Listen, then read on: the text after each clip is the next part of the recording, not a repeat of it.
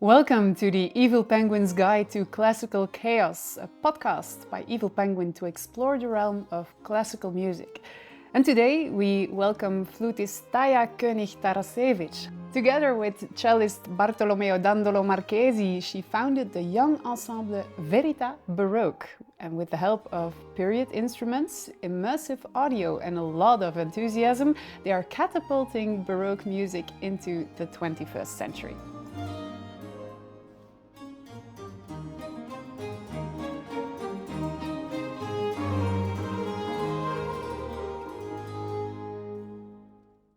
In this episode, Taya, you will introduce us to Verità and to the power of musical innovation. Thank you so much for joining us. Verità Baroque is a brand new ensemble. What sets you guys apart? What makes you guys unique? Veritas' mission is to actualize the Baroque music in 21st century. And this is why immersive video, immersive sound, this is why Evil Penguin, the world specialist for that. Yeah, why you're here. So, Verità, I know what it means, but why this name? It's quite a responsibility to call yourself the truth.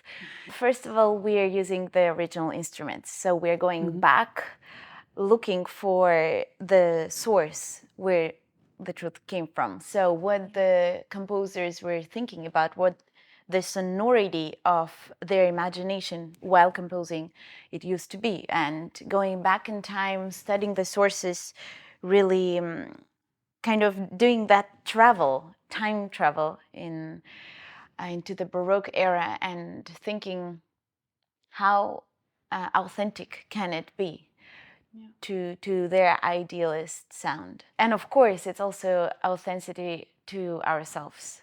And I do think that it is important to go one step further than just studying the sources. For instance, you need to know the rules in order to break them. And I think this is something where the young and vibrant comes in, where, yes, we know the way it's supposed to be, but we also want to say something beyond it. Bring your own message with it as well. Yeah. Okay, so you co-founded the ensemble together with Bartolomeo Dandolo Marchesi. How did you two meet? Oh, actually, we studied together in 2018, a long time ago. After that, I went to the Juilliard School, and when I came back from New York, it was lockdown. It was kind of like I think the best way to describe it was just like a vacuum, and everyone was in slow motion, and you couldn't do things. It's weird to say, it's been such a difficult time for us all, but it gave me the time to reflect upon what was I made for and what my personal artistical mission is. Yeah. And I realized that the musical industry or the world is in fact missing this kind of ensemble that Verità is. And let's be honest, I don't look for the easiest ways. I could have asked people around, I don't know, but I decided to ask the best I know. So this is how Bartolomeo came into the picture. I remembered, and I don't think I know a better cellist. Yeah, it's just wonderful how it all worked out, and it is working out. And we kept working together throughout 2021. We founded in 2020, the kind of the lowest point in the music industry.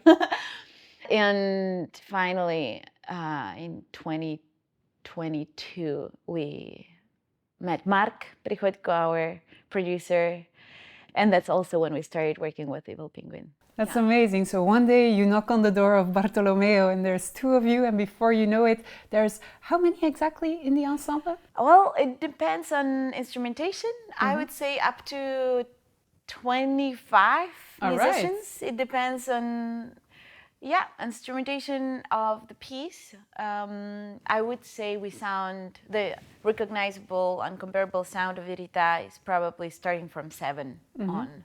It's a string quartet, flute, bass, and harpsichord. And from then on, you can add on harp, theorbo, and so on, or double any kind of an instrument. Yeah, so you can shrink and you can grow depending on what you want to do. Yeah, it's amazing. I like comparing it with Lego. You can build on and you can also build down.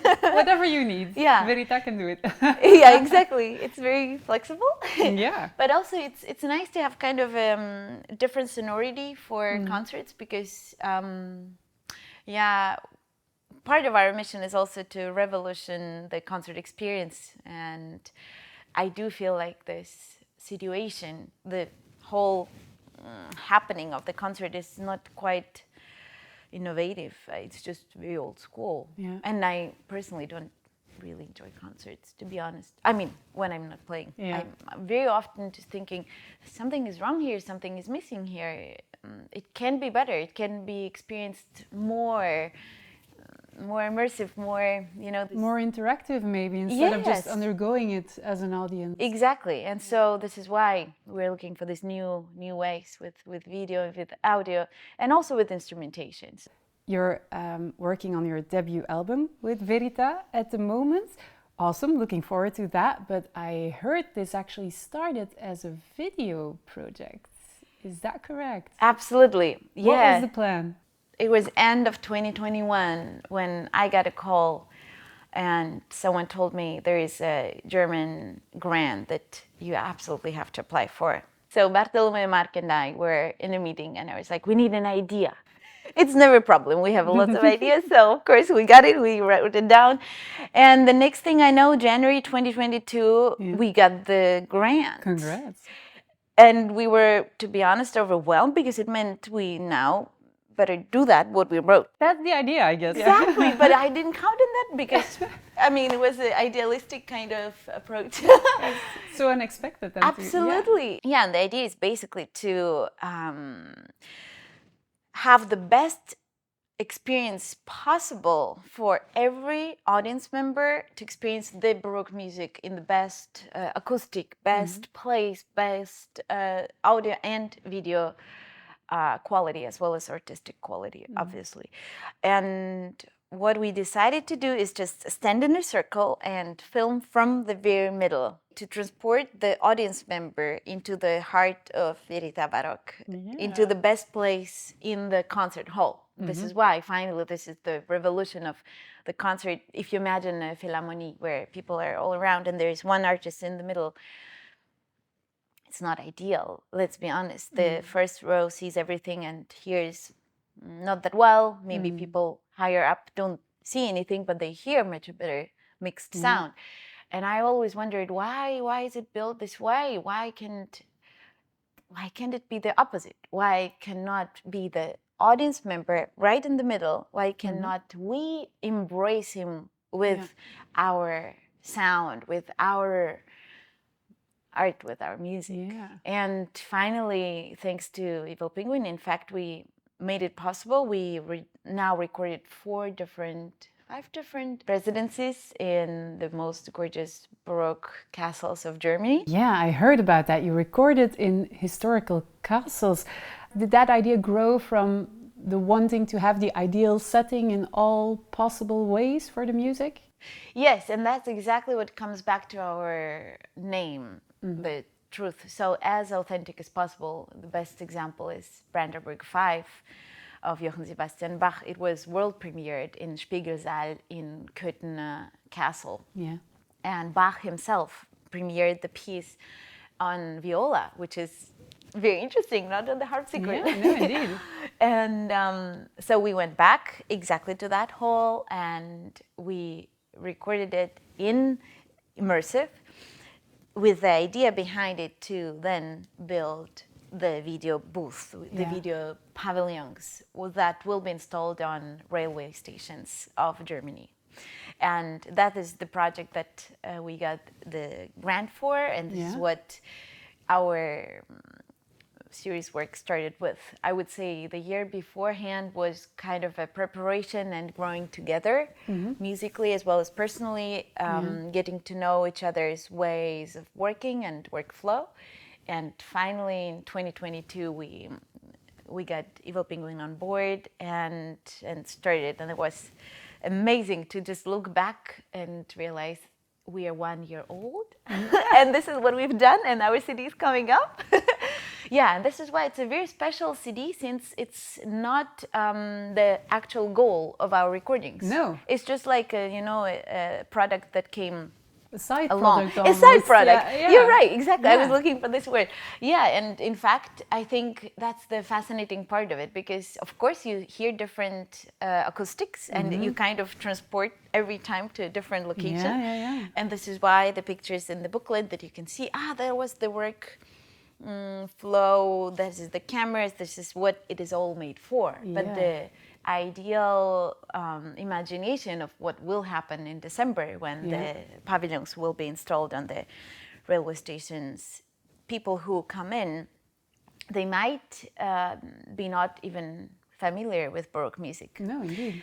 And finally, they have this opportunity to be introduced to it and maybe be thrilled by it, or at least to have the, let's say, opportunity to immerse into this experience. Yeah. And they find themselves right there. Maybe it's their first time. Maybe they feel an urge to kind of come back to this at home, or maybe send it to someone. And therefore, when you exit, there's a QR code. You just download that CD that is coming out now. Yeah. And this is why also the strategic thinking behind it. First, the CD's coming out, also to establish us as musicians first.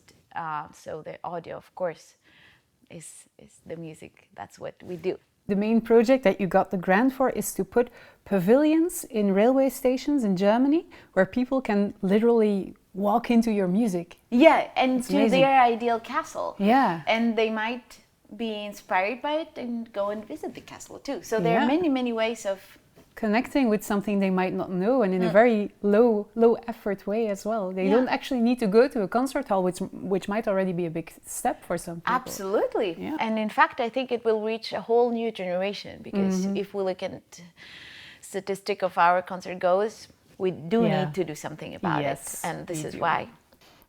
So you recorded in those castles, and soon we will be able to walk into them in a certain way in the railway stations. But for you, as an artist, Taya, I'm wondering, how was it for you to play your music in those castles? It must have been a special experience. Absolutely. I had goosebumps. It's just, you can feel this music has been living here. Yeah. And for me, keeping the same example of Brandenburg 5, it's something for me very personally precious, because my professor, Karl Kaiser, he recorded with FBO Freiburg Baroque Orchestra. Yeah. In 2000. He did that piece in that hall, and now the most touching part of the story, that he recorded on the flute that I inherited. Oh, wow. And I re-recorded that piece with my ensemble in that hall on his flute. When I came in, I just had tears in my eyes, because I just thought, this is happening. This is happening, yeah. Exactly. And 23 years of my life, I've been growing towards this day. First album featuring German music, and the next one in the series, I heard, will be featuring Italian repertoire. So you're focusing or constructing the programs around countries. Why?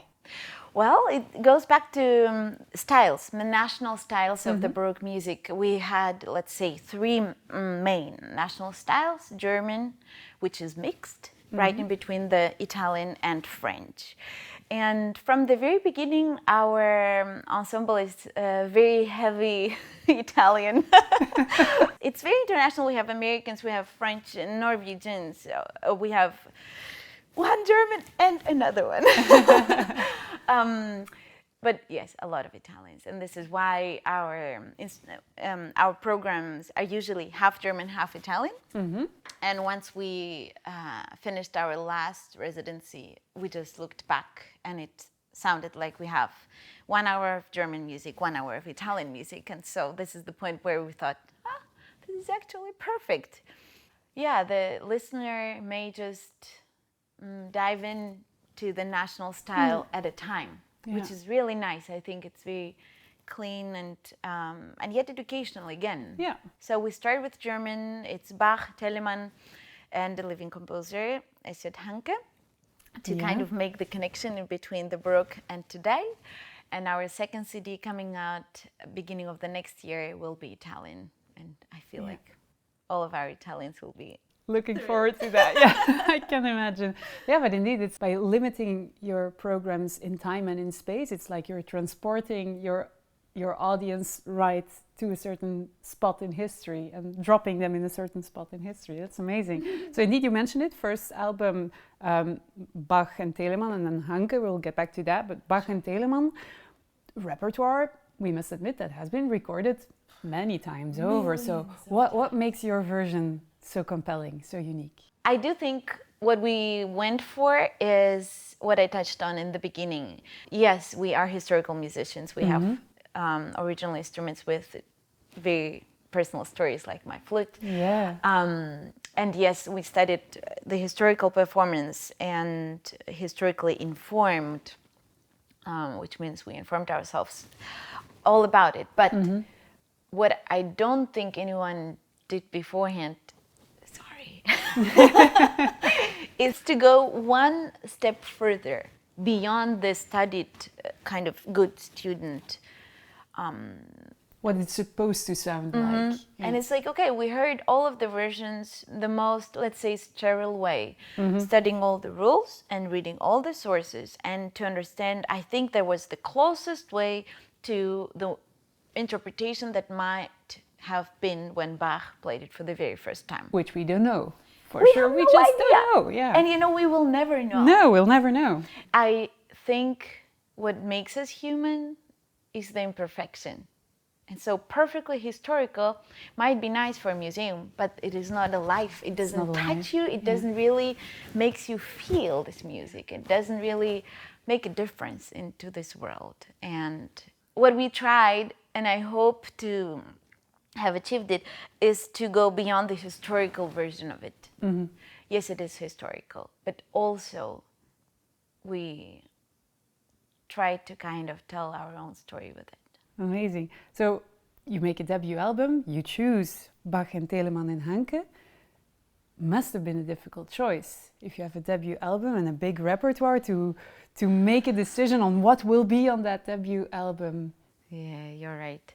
Well, since it's a side product, it kind of made it a little bit easier because our programs were determined by the video project. Yeah. We thought from the perspective of the listener who comes into the pavilion, and he might not have any experience again with that music. So it has to be welcoming. Yeah.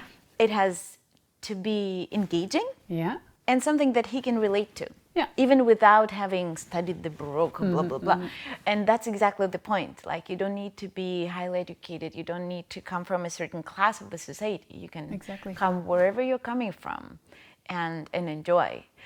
And once we started talking with the label, it kind of was clear to us, oh yeah, we have two national styles. Let's keep it clean. It kind of was the right thing to just do the German album first and then go Italian. The German album first. So Bach, Telemann, but there's also a contemporary piece on it, Starfish Rebellion 2 by Stefan Johannes Hanke, a recent piece. How does that for you correspond or interact with the historical pieces of Bach and Telemann? It's a very important part of our mission to actualize. Yeah. And to kind of connect the guys from 300 years ago to now. It's been a wonderful process. This is what I really love in collaboration with living composers, because unfortunately we cannot call Bach and ask him, what do you really mean in the measured 23? What were you trying to do there? Yeah, do you like this way maybe better? But this is the luxury that we have, and the composers we're working with are extremely open-minded, and I feel like it's always a collaboration. They come, they get to know the sonority of the Baroque ensembles, and I don't think it's normal for them to write for our instruments, and it's always very enriching, both ways, I think. And well, that piece is real fun. I remember playing it in Curtin yet again for a very conservative, lovely audience. And I thought, oh, I don't know if it's appropriate in this hall. I feel like Bach is listening for such a new piece, you know? I was really hesitant. Yeah. And I'll never forget the outrage, because people stood up and screamed they loved it. Wow. Thank God. I realized it is that much fun to listen to it, as much fun as playing it. And this is what I love about this piece. I can tell. Maybe an impossible question, but I'll ask it anyway. Do you have a personal favorite on the album? No, all of it.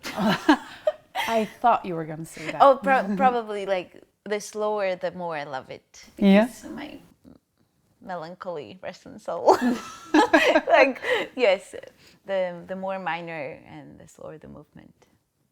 So, brand new debut album coming up for Verità Baroque, then the project with the pavilions in the railway stations, the Italian album, that would be the next one. What do you look forward most with the ensemble? Maybe even beyond that? Wow. Yeah, definitely. I am really curious to see how the society will react to the pavilions. Mm-hmm. Because it's a project that has a very open end. It in fact doesn't have any end. It's just the beginning. Yeah, we are pioneers in creating it. Doesn't really exist. Immersive video with Baroque music on the railway station. All of it is new. And so I'm really, really curious to see how people will take it. And what does that mean to us as artists? How do we recreate it, and how can we do it also live? Is it even possible? I keep thinking, what is the next step? So, lots of questions. Yeah, a lot to look forward to. Will you go and visit the pavilions undercover, Taya? Of course, I'll go in the night.